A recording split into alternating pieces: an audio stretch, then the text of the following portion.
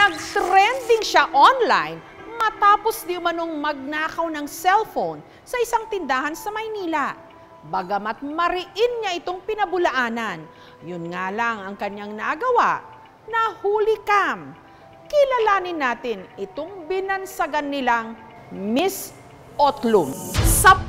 Sapul ito sa CCTV habang naglalakad sa gilid ng kantin. May parang tila nagmamasid sa cellphone na nakapatong sa estante ng mga ulam. Maya-maya pa, isinilid sa bag at saka umalis. Hindi nga, huwag niyo kung ano, dahil hindi ko naman nangyari. Sunod nang nag-viral ang harapan sa barangay ng nasa video at nang nawalan ng cellphone. Kuya, ang nakaw, pumasok ako sa premises na tindahan mo. Hindi may pagmamayari, pero wala akong record. Matigas ka. Wala naman akong record nung nagnanakaw ako. Sino man ang makakita ng cellphone na nakatimbuhaya? Kukunin! Hindi namin kailangan ng pera. Kailangan namin ng cellphone. Dahil yung mga contacts doon, kailangan namin. Ang suspect, in-interview na rin sa media. Ang definisyon ng magnanakaw ay papasok sa isang establishmento, walang abog-abog, ay magbubuklat at kukuha ng mga bagay na nasa pribado na. Ako po ay nasa labas ng tindahan, hindi po ako pumasok. Nakita ko lamang ang cellphone na ito sa ibabaw ng pasimano at ito po ay aking kinuha. Hindi po masama ang aking ginawa dahil ang aking pong konsyensya ay clear. That doesn't give you the right na kumuha ng bagay na hindi naman sa'yo. Yung mali na yung ginawa mo tapos pinipilit mo pa rin bigyan ng hustisya? Pero promeno ang marami nung nag-viral din ang isang post kung saan makikita ang PWD o Persons with Disability ID ng suspect. Tama ba ang ginawa sa kanyang panghuhusga ng iba? Walang dumadampot ng cellphone na yon. Baka walang may-ari. O mas dapat ba siyang inunawa?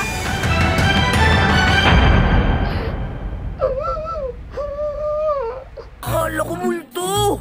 Ang lalaki sa video, si PJ De La Cruz, na mas kilala sa kanilang lugar bilang si Otlum. Ako po si PJ Basayo de la Cruz, pumapayag na ipakita ang aking mukha ng episode ng KMJS bilang patunay. Wala po akong dapat ikahiya sa aking sarili at dahil clear ang conscience ko. Totoo ka ba?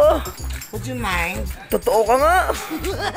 Yon ang unang nag-trending sa akin. Kahawig ko po si Thomas Shelby ng Peaky Blinders. Kaya po, ako po ang Becky Blinders ng Pilipinas. Susunod Naabutan siya ng aming team sa isang piso net shop sa Pasay. Matapos daw kasing mag-viral ang video, dumami ang kanyang followers. Ang ordinaryong greeting ay nagkakahalaga po ng 300 pesos at ang bonggang kabog na VVIP ay 500. I would like to appeal to your kind heart. I hope you understand me. I would stop this live for a while because I have to compose myself. Gusto ko silang mapatawa. Although, I admit the fact na hindi lahat ng tao mapapis ko. But I am happy when I am seeing people happy because of me. Kinumpirma rin niya na meron siyang psychosocial disability. Alam mo ang ginagawa mo, but you have confusion all the time. Ang temper ko, madaling mag-iba. Once naman hindi ako gusto, mataas ang boses ko, gumaganyan-ganyan, pero sa tama lang naman ako. Nanghingi po siya ng material assistance dito sa Manila Department of Social Welfare. Katunayan, may pirma siya, nilagay niya Otlum ng Pinas. Di tunay na pangalan, tapos wala na siyang mga blanco na lang. I don't have any derogatory records at all. Hindi ako nagnakaw, wala akong masama. Hindi po siya naggugulo. Kahit naasarin siya ng kabataan. Pag may extra bigay sa kanya mga pagkain, binibigyan po niya kami. Pag nadadaanan niya ako, pangkape mo na. Gugulat na lang ako. Ako po si Mama Otlum. Aminado siyang may mga multo sa kanyang buhay na pilit niyang tinatakasan. Tubo siyang San Rafael, Bulacan. Pumanaw na raw ang kanyang mga magulang at kapatid. Kahit ma-hospital ako lang mag-isa.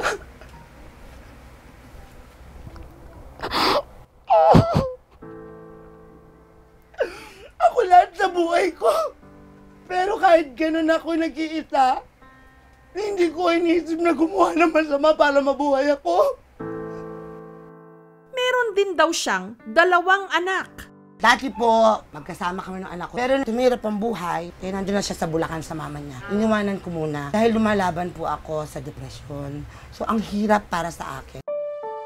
Year 2015, nang ako po ay dumayo bilang isang tagatinda ng bedsheet. Mga katropang Otlum, live po ako ngayon dito. Nung maghinto po ako magtinda, pinasok ko po ang mundo ng massage. Nung magpandemya naman, talaga naman po, Diyos ko po, zero na tao. Hindi ko alam kung paano ang buhay. Gumamit ako ng droga, pero hindi ako proud. Wala akong itatago sa sarili ko. Para wala akong katakutang multo. Mga kabataan, huwag kayong sumubok. Tinigil niyo na po ba? Yeah. Pero ano ba talaga ang nangyari sa kumalat niyang video sa kantin? Baka ba nangyari?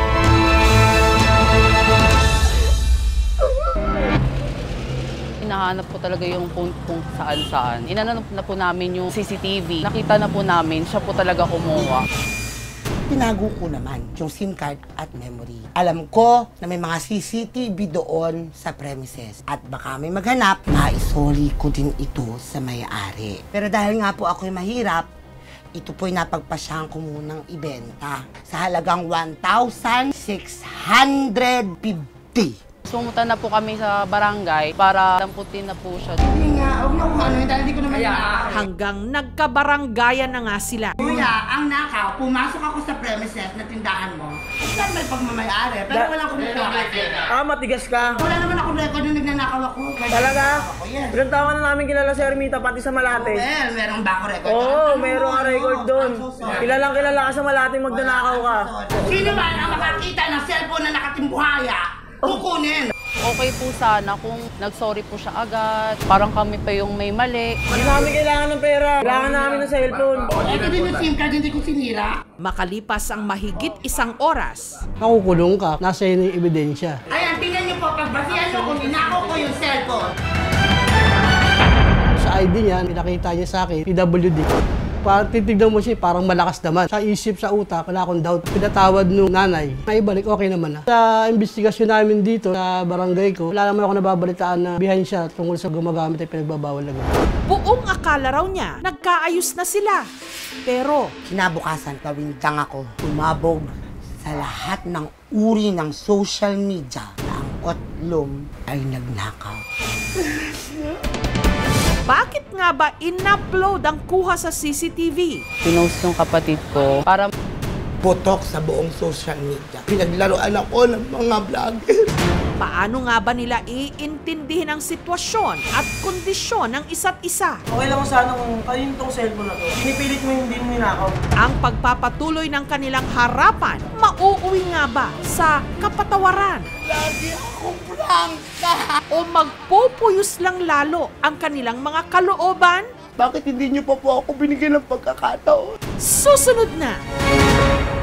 Matapos umamin ni Otlum Ito din yung SIM card, hindi ko sinira. sa nagawa niyang pagkakamali, buong akala raw niya nagkaayos na sila. Pero Kinabukasan, kawintang ako. Umabog sa lahat ng uri ng social media na ang Otlum ay nagnakaw. pinost ng kapatid ko para mahanap agad si Otlum kung nasaan. I think it's going to be theft. Wala naman tayong nakita na pagbasag sa palitang pagkuha. Dinampot lang niya. So, hindi natin siya matatawag na robbery. Kuya, ang nakaw, pumasok ako sa premises na tindahan mo. Saan may pagmamayari? Pero wala akong record. Meron tayo sa batas na tinatawag na exempting circumstances, insanity. Unless somebody says that psychosocial disorder is the same as insanity, hindi po siya exempting.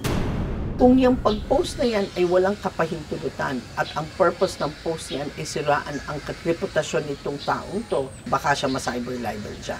kaya para tangkaing plantsahin ang gusot ng magkabilang panig, muli silang nagharap sa barangay. Yung gabi na yun, nak, nagtimahan tayo, naayos na tayo, di ba? Hindi ko kinabukasan nag-pinost yun. Nandito pa lang tayo. Pinost ko na yun. Ang tapang mo nun, hindi mo tagilan na ninakaw mo. Pinuha mo lang. Kahit sa labas pa yan, nakaw pa rin yun. Dahil di sa'yo gamit yun eh. Putok sa buong social media. Pinaglaruan ako ng mga vlogger. Bakit hindi niyo pa po ako binigyan ng pagkakataon? Lagi akong prangka! Sabihin niyo ng Slipknot. Lahat ng pangalan mo na Tinanggap ko dahil sa cellphone na wala akong kamalak-malak. Ako po ay humingi ng sorry dahil nag-viral ka. Hindi naman po tutungtong po sa ganito kung hindi ka talaga po nagmatigas po. Pinapatawad na po kita. Patawad, na-post kita sa ginawa mo. Mali mo naman kasi talaga yun. May mali ka din ngayon. May mali talaga ako dahil pinost ko. Ano tayo mga next time, do not leave your things unattended. We are all human beings. Sometimes we can commit mistake. I, myself, take all the accountabilities to whatever mistake that I've done. Payo ko, lahat ng kilos na ginagawa ng tao, isipin muna na maayos. Yes, I can promise you that. Sa pahintulot niya, ikinonsulta na namin siya sa isang psychiatrist. Yung psychosocial po kasi, multifactorial po yan eh. Maaari din yung mga sinabi niyang paggamit niya ng droga.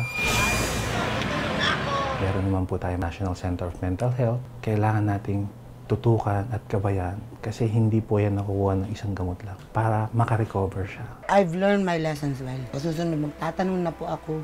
Patawarin niyo po ako. Nagkamali po ako. Inaamin ko. I take all the accountability. Pero huwag niyo naman po sanang tuldukan at tusgahan ang pagkatao ko sa ganitong pamamaraan. Totoo ka ba? Would you mind? Totoo ka nga! Kita natin ang kalusugang pangkaisipan bilang isang sensitibong topic. Hindi natin masasabi talaga dahil dun sa kanilang disorder or mental health condition, kaya nila nagagawa ang mga particular na bagay. Ang bawat aksyon, ang bawat sinasabi, ang pag-iisip ng isang tao ay naiimpluwensyahan ng mga tao sa kanyang paligid at ng mga bagay-bagay at mga sitwasyon na nangyayari sa kanya sa pang-araw-araw. Tulungan niyo po ako, mabagong buhay. Tatanggapin ko na lahat ng pamumukol niyo. Sa nagawa kong kakarampot na mali, kahit na isoli ko, sige, magnanakaw. Pero may Diyos ako, takot ako sa Diyos. Maging tapat, maging malawak ang pag-intindi dahil tayo-tayo rin lang ang magdadamayan. Hala ko multo! Sa pagharap sa kanya-kanya nating mga multo sa buhay na pare-pareho nating nilalabanan. Thank you so much mga kapuso. Kung nagustuhan niyo po ang videong ito, subscribe na sa GMA Public Affairs YouTube channel. Don't forget to hit the bell button for our latest updates.